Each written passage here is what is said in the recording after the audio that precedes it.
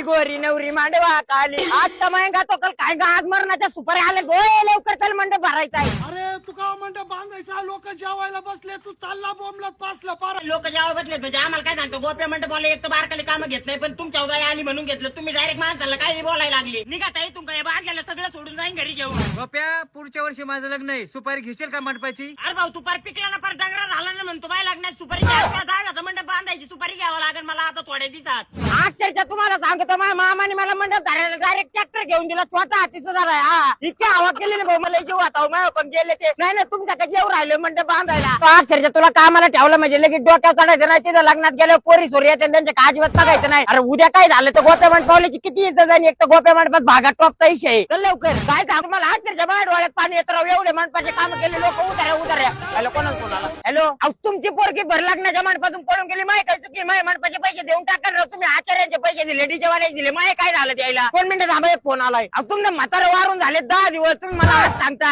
लेर खांद्या पाणी लागत का कमीत कमी 2-4 तास लागतात मला यायला. बापा वर्षी माझ्या बड्डे तुला एकदम जबर मंडप लावा लागला त्या मंडपाची सुपारी तुला डबल द्यावं लागेल. अहो मित्र आहे म्हणून कवर सोडायचा तात्या याला प्लस पण ह्याच्या तोंडावर 10 मुरकुऱ्या लावावं लागत याचं काय थोबड दिसत नाही एक डेकोरेशन कमी करावं लागतं का आईला मंडपावलेला काय कमी चालणार अहो तुम्ही इथं कसं काय तुम्ही तर सकाळी मला म्हणले उपाशी कुठल्या लोकांच्या जत्राला आले पंधरवाळे आणू ना